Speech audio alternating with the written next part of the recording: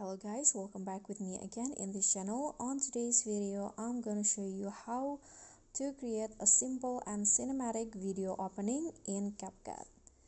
So first you just need to add a clip and then click on it. Go to Mask, then select the film strip. Okay, this one. Then adjust it how you like.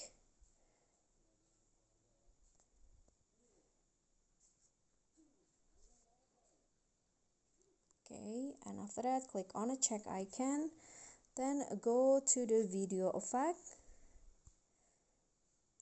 click on opening and closing, and find the horizontal open effect, this one.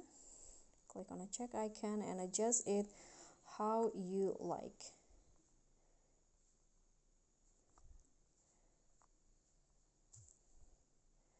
Okay, so this will be the result, and that's all from me. Thank you so much for watching. I hope you like this video. Don't forget to subscribe, click on a thumbs up icon, click on a thanks, and leave a comment if you have any question. Bye.